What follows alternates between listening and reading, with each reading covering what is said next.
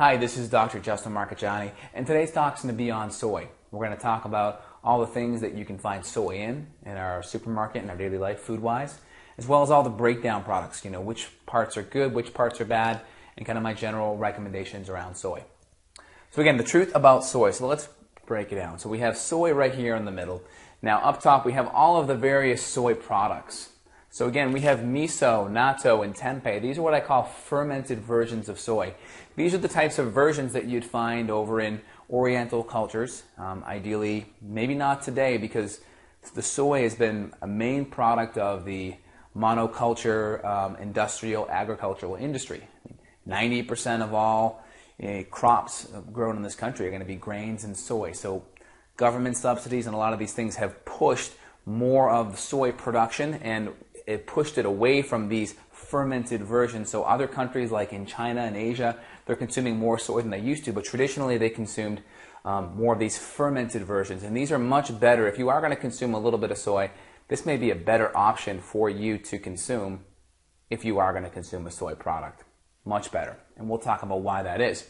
Again, typically we're seeing tofu and we're seeing soy proteins. I strongly avoid against some of these things, and we'll talk about why. But again, soy proteins are going to be commonly in all your packaged foods. So this is actually not a good one. I'm actually going to put an X across that here. So we're going to X that. Not good. All right. And you're going to see that in all your packaged foods because it's really cheap, and it's also highly genetically modified and government subsidized. So that's why it's so cheap. Tofu as well. Another bad one. So we're going to put an X on that as well. So again, the ones that are better versions of soy are going to be the fermented varieties that are underlined and starred. The ones that are X are the bad ones. And tofu, again, missing certain amino acids. One of the amino acids that's missing is methionine, a really important sulfur-based amino acid. So not complete protein. So now let's go break down the constituents of soy here. We have some probiotics. Now you're going to find the probiotics primarily in the fermented variety. Probiotics are beneficial bacteria that are going to add to the healthy gut flora in your intestinal tract. Probiotics are a good thing. Another thing, lecithin. Lecithin is kind of one of those things that's kind of on the fence. Some people that are really sensitive to soy tend to avoid the soy lecithin. Again, lecithin is an emulsifying product. You'll see it in maybe some dark chocolate. You'll see it in some products as an ability for the product to break down better, for the fat portion to break down. Most people that are allergic to soy won't necessarily be too sensitive to the lecithin because there's no protein in the lecithin. It's the protein that your immune system sees and creates antibodies to attack. So no protein here tends to be okay for most people. Again, I still would avoid getting soy lecithin from GMO sources because you do have that GMO residue of the Roundup and the various pesticides in there. Goitrogenic. So goitrogens are something that blocks iodine uptake into the thyroid gland. We need iodine uptake to help essentially create thyroid hormone, right? T4 or thyroid hormone. The T stands for tyrosine and the 4 stands for 4 iodine molecules attached to it. So goitrogens affect the absorption of iodine, and soy is a very, very powerful goitrogen along with millet as well. Soy and millet are the two biggest. So goitrogenic, if you have thyroid issues, especially on the hypo side, something you want to avoid for that reason specifically. Trypsin or chymotrypsin inhibitors. You can also think of this as protein inhibitors. So our pancreas produces specific enzymes to help us break down protein. So if you're having any digestion issues or indigestion or GERD or bloating or gas or flatulence, you definitely want to avoid it for this reason because it's going to basically inhibit your body's ability to create protein digesting enzymes.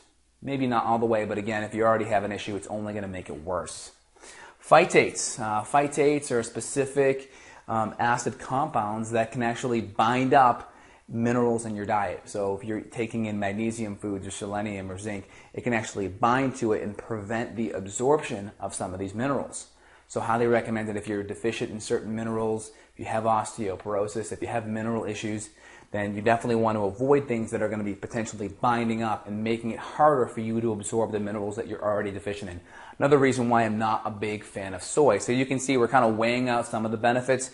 You get some probiotics here, but again, there are other foods where you can still get probiotics and not get all the nasty side effects too. GMO. 90% of soy is genetically modified.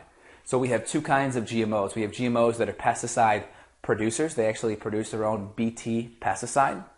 Not good because when you consume it, there's still potentially residue of it creating Bt toxin or Bt pesticide in your gut or intestinal tract. The other thing is they're resistant to pesticides. They're resistant to Roundup.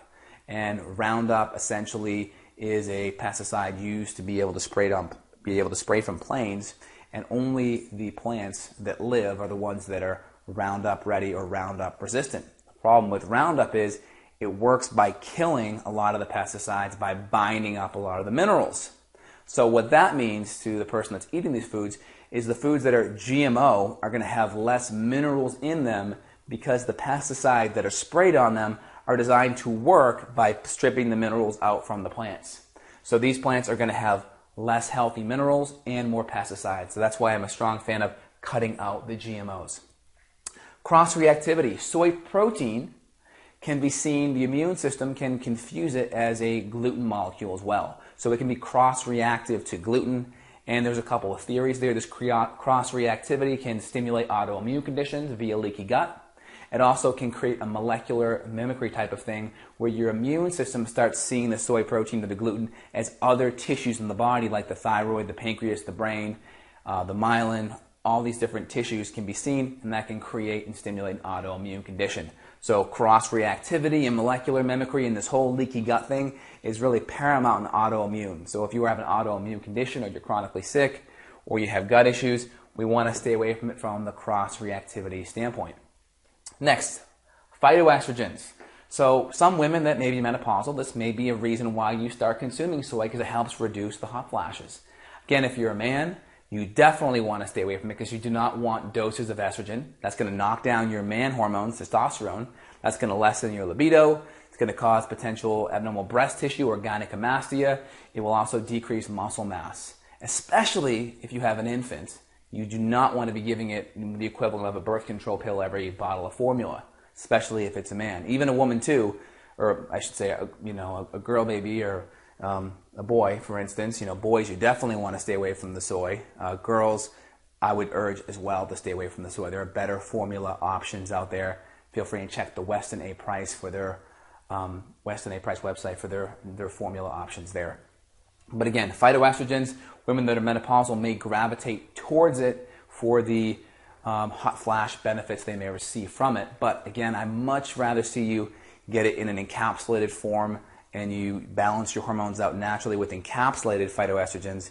That tends to be better because then you can avoid all the other nasty things that happen here, and it can be more dose specific, where if you're eating soy, it may be hard to dose it and you may not be able to be aware of the quality as well. So if you're going to use the soy for the phytoestrogenic portion, working with the functional medicine practitioner and dosing it specifically to what your needs are, and even looking at your hormone numbers would be a more specific and appropriate way to go.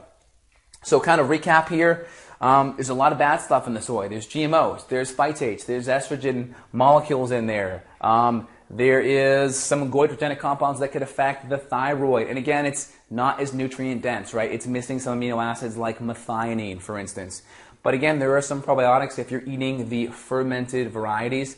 In general, not a big fan of soy. There are better foods out there that are more nutrient dense, low in toxins, and anti-inflammatory.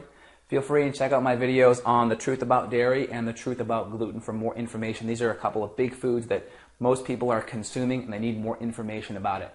My patients, I strongly recommend avoiding soy. There are better foods out there. For more information, feel free to check below the video, subscribe to my YouTube channel and my websites as well. And this is Dr. Justin signing off. I hope you enjoyed it. Thanks. Take care.